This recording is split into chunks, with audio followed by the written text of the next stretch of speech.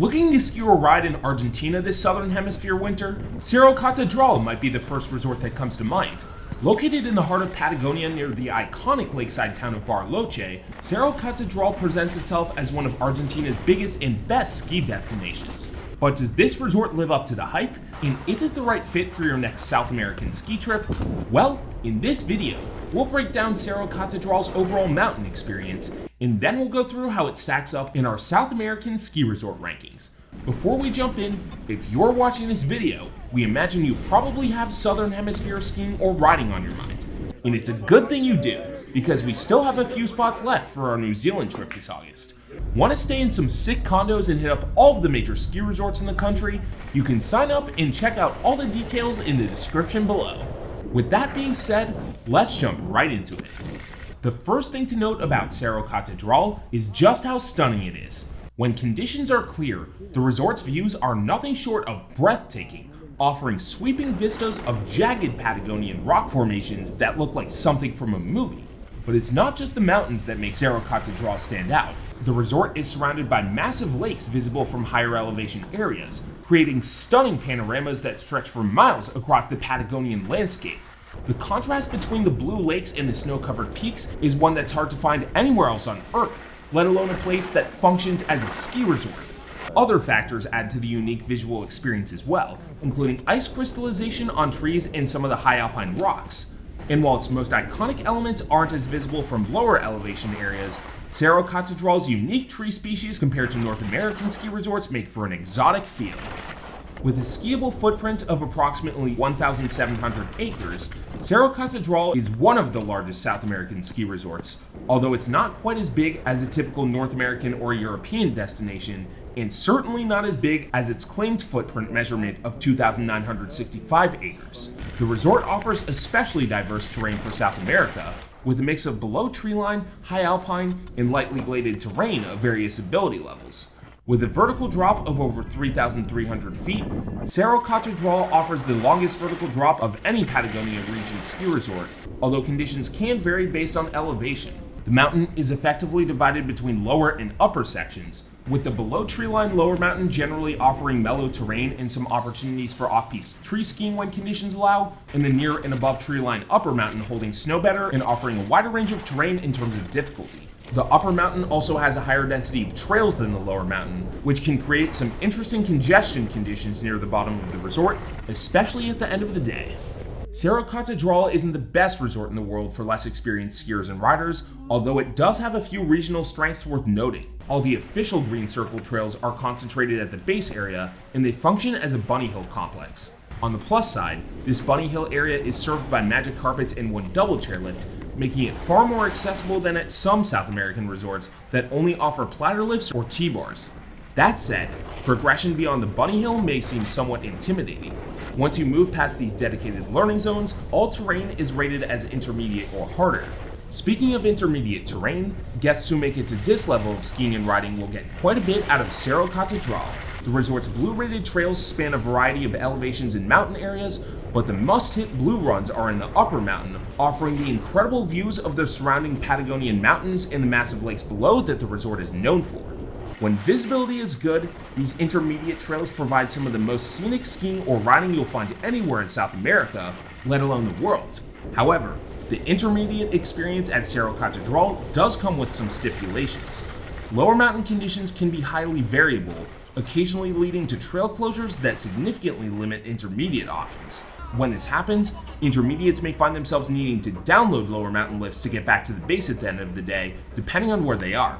It's also worth noting that the intermediate rated Cascada trail should be avoided at all costs if possible. Not only is this one of the easier blue trails on the mountain, making it popular for progression, but it's also equipped with the only snowmaking of any mid to lower mountain trail, resulting in profound congestion under all but the emptiest of days. While not a world-class freestyle destination by any means, Cerro Catedral offers a decent terrain park with a dedicated lift in its upper mountain.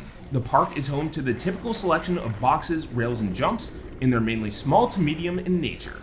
Like most other South American ski resorts, Cerro Catedral designates terrain above its blue level with a red rating. Advanced level red trails span the majority of the resort's mountain areas, and while most reds are groomed, a handful can remain ungroomed throughout the season, allowing for a good introduction to mogul runs. One must-hit red trail is the Panoramica Trail from the top of the Nubis lift, with perhaps the best lake view at the entire resort spanning nearly all sides of the trail, and some incredible nearby peaks in the vicinity as well. The resort's reds are generally easier than blacks at most North American resorts, especially given their mostly consistent grooming, and for those used to skiing or riding in other countries, they might be considered as advanced intermediate. Speaking of blacks, this is the color given to Cerro Catedral's hardest official runs. On paper, only a handful of these exist, and all of them are fairly short, albeit most of them are left ungroomed. But after finding the right places at the resort, it becomes clear that Cerro Catedral has some seriously technical terrain outside the official trail boundaries. Like at other South American resorts, everything outside the marked trail posts is considered out of bounds, and while they aren't directly maintained by the resort, these areas are what makes the mountain worth a visit for experts. The best accessible expert-level off-piste terrain is found off the Nubis chair, with a series of narrow, rock-lined chutes that are so steep you might not be able to stop yourself if you fall, and given the rock outcroppings, this means you might find yourself undergoing a rocky collision or falling off a cliff under said circumstance. Elsewhere at the resort, several other unofficial routes exist as well. The more primarily located ones will develop moguls, but others can stay untracked for days after the last storm. For those who want true backcountry terrain that's not directly served by lifts, expert-level chutes, bowls, and cliff bands can be found in the adjacent Zona La Laguna and on the backside of the resort. For those looking to venture off the marked trails in lower mountain areas, Cerro Catedral has its fair share of glade terrain as well. While some of these trees are skiable, they're generally less widely spaced than competitors like Chapelco, and if you don't know what you're doing, you could end up in glades too thick to ski or ride through and have to backtrack. Also, lower mountain glades are often very sketchy cover-wise. Speaking of cover, it's also worth noting that all trails that are marked as closed are technically considered as backcountry, and while the resort won't stop you from ducking a rope, you might be facing significant natural obstacles if you do so. This especially rings true in many lower mountain circumstances, where a closed-off valley run may look pretty innocent and tempting at the start, but may leave you with completely bare dirt or rocks that require scrambling down before the end. Finally, it's important to note that the terrain outside the marked trails is not patrolled for avalanches. If you're planning to venture into uncontrolled terrain, we highly recommend bringing and knowing how to use proper avalanche gear, including a beacon, shovel, and probe. Local guide services are available, and we highly recommend them for those unfamiliar with the area. When it comes to snow quality, Cerro Catedral is fairly strong for a South American ski resort, with good years bringing over 200 inches from May to September. However, conditions overall can be hit or miss. On the plus side, snowfall days are more consistent than that of many resorts further north on the continent, but with a base elevation below 4,000 feet, which is several thousand feet lower than those northern competitors, the resort faces notable exposure to fickle Patagonian weather patterns. Unlike some resorts with more favorable exposures, Cerro Catedral largely faces east. As a result, freeze-thaw cycles are a constant factor at the resort, and they can dramatically affect snow quality from day to day. The lower mountain in particular can suffer significantly during warmer periods, sometimes receiving rain instead of snow or experiencing rapid melting that creates challenging skiing conditions. Thanks to the higher elevation, mid and upper mountain areas generally hold snow better and maintain more consistent conditions throughout the season. However, this part of the resort can see weather-related closures due to wind or storm conditions, and even if lifts remain open, visibility can be tough in upper mountain areas when it's snowing. It's also worth noting that lift operations at Cerro Catedral typically start closing at 4 p.m. This is standard if you're used to skiing at North American resorts, but it's earlier than many other South American destinations, especially those with a latitude closer to the equator. Despite its relative size for Argentina, getting around Cerro Catedral is straightforward for the most part. The resort signage is good by South American standards, with clear trail, lift, and restaurant markings. Color-coded boundary sticks along each marked piste help keep you in bounds. However, under flat light conditions, visibility is difficult in upper mountain areas, and since the boundary sticks don't distinguish between left and right, someone who isn't careful can find themselves just on the outside of a trail rather than just on the inside of it. Depending on where you are, getting down to the lower mountain can be somewhat frustrating, with some flat catwalking required to make it to the base on certain runs. One notable circumstance to watch out for involves accessing the out-of-base sextuple express lift. If you're coming directly from the base area, this lift is somewhat hidden, involving walking through a mini mall and food court, taking an escalator, and walking back outside to the loading area before putting your skis or board on.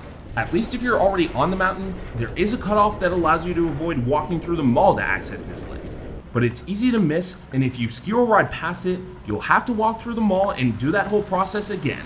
But while reaching them might not always be the most straightforward, Cerro Catedral boasts what is arguably the best lift system in South America. The resort features multiple high-speed chairs and a gondola, which is a significant step up from most competing Argentinian mountains, many of which don't even offer a single high-speed lift and often rely heavily on surface lifts for multiple parts of the mountain. There are very few platter or T-bar lifts at the resort, and no cases where you're forced to take a surface lift to get to a certain area of terrain. The gondola is on the older side, but it provides comfortable, weather-protected transportation that's particularly beneficial during stormy conditions or high winds. However, some areas are still held down by slow fixed-grip chairs, especially in upper mountain or more remote places. It's also worth noting the resort has some lifts that are just plain weird. One of these might be the first combination double quad chair lift we've ever seen, with half of the chairs seating 2 people and the other half seating 4. The resort also has an aerial tram, and at a first glance, it might seem pretty useful from getting from the base to the upper mountain. But don't make the mistake of walking over there with your equipment, because this lift is for sightseers only, and the resort won't let you bring your skis or board on. Despite the impressive lift infrastructure by South American standards, crowding is a significant issue at Cerro Catedral, especially during the peak Argentinian periods of July and early August. The high-speed Nubis chair is an especially bad choke point. This lift provides the only access to some of the resort's best expert terrain and offers the only high-speed lift service to the upper mountain. On this chair in particular, guests can expect to wait quite a while on all but the emptiest of days. While the slower helper lifts usually fare better in this respect, if one or more of the main lifts goes down due to wind holds, these get jam-packed too, and often lack the capacity to handle the demand. It's also worth noting that the loading process at Cerro Catedral is often chaotic. People stepping on your equipment while jockeying for a position in line is unfortunately common, and the lack of clearly defined queuing areas contributes to the problem. The resort does offer the Preferencial fast track system if you want to pay extra to skip the regular lines, but this does cost quite a bit extra, and you will be judged for using it. On-mountain facilities at Cerro Catedral are well developed compared to many South American ski destinations, with the resort offering multiple dining and rest options throughout the mountain. The base area feels more like a traditional ski village than what you'd find at many other South American resorts, with a variety of restaurants, cafes, and services that cater to different budgets and preferences. The facilities range from casual grab-and-go areas to more upscale restaurants, with a mix of indoor and outdoor seating available. Food quality is generally good, though prices can be expensive compared to dining options in Bariloche proper, although these prices aren't nearly as exploitative as at some competing mountains elsewhere in the country. Unlike some Chilean resorts that have established partnerships with North American megapasses like Icon, Mountain Collective, or Indy, Cerro Catedral operates independently when it comes to lift tickets and season passes. As a result, international visitors will need to purchase tickets directly from the resort or authorized retailers. It's also worth mentioning a couple of interesting cultural and operational quirks that set Cerro Catedral apart from other ski destinations. One of these unique aspects is that the Argentinian army conducts training exercises at the resort, so don't be surprised if you spot military personnel on the slopes getting lessons from the mountain staff. Cerro Catedral is also fairly Anglophone friendly as far as South American ski resorts go. While Spanish will help, you can probably get away with speaking English while you're visiting, and there are at least some staff on hand who should be able to talk you through any questions you might have. Cerro Catedral is a clear standout among South American resorts in one key area, and that's access. Located approximately 12 miles from Bariloche, the resort is easily accessible via a relatively short and straightforward drive from town. Unlike some Andean ski destinations that require treacherous mountain roads or lengthy transfers, the access road to Catedral is simple to drive and usually manageable with any kind of car. You can easily take an Uber or taxi from Bariloche to the mountain if you don't have a car too, and there are public buses, although service could be more frequent. This all being said, you should be prepared for traffic when returning to Bariloche at the end of the ski day. The combination of day visitors and overnight guests all leaving around the same time can create significant congestion on the access road. Planning for extra travel time during peak departure periods is probably wise. For those who decide to drive, Cerro Catedral offers both free and paid parking options. The free parking option is located in an overflow lot that's served by shuttle buses running approximately every 20 minutes. While this adds some time to your arrival and departure routine, paid parking costs 20,000 pesos or approximately $17 as of May 2025, and the wait may be well worth the saved cost. If you plan to drive during peak periods, we highly recommend arriving early regardless of which lot you choose. The resort's popularity means that both free and paid lots can fill up, and the better the conditions, the faster this happens. Like many South American ski resorts, Cerro Catedral offers slopeside lodging at the mountain base, including some options with true ski in ski out access. There are also a number of condos and hotels within a short walk or drive from the slopes. That said, the majority of visitors stay in the much bigger town of Bariloche, which provides access to accommodations ranging from budget-friendly hostels to ultra-luxury hotels and home rentals. When it comes to Après-Ski, options at Cerro Catedral itself are decent. The base area offers some bars and restaurants where you can grab a drink and unwind after a day of skiing, and several of the mid-mountain restaurants offer on-mountain après as well. But where Cerro Catedral really stands out for a South American ski destination is in its proximity to the fantastic mountain town of Bariloche, which is known for its lively nightlife and excellent restaurant scene. The town offers everything from casual wine bars and craft breweries to high-end seafood and steakhouse restaurants, and for dessert, visitors should be sure to stop in one of the chocolate or ice cream shops, or better yet, get some of the exceptional dark chocolate ice cream on offer. And while food and drinks are expensive by South American standards, and maybe less unique than some other parts of Argentina, they're still quite reasonable compared to many North American ski towns. The nightlife scene is vibrant, with multiple dance clubs that stay open well into the early hours. So Cerro Catedral isn't perfect, but as far as a ski trip to South America, or perhaps anywhere in the Southern Hemisphere goes, it's hard to beat as an overall package.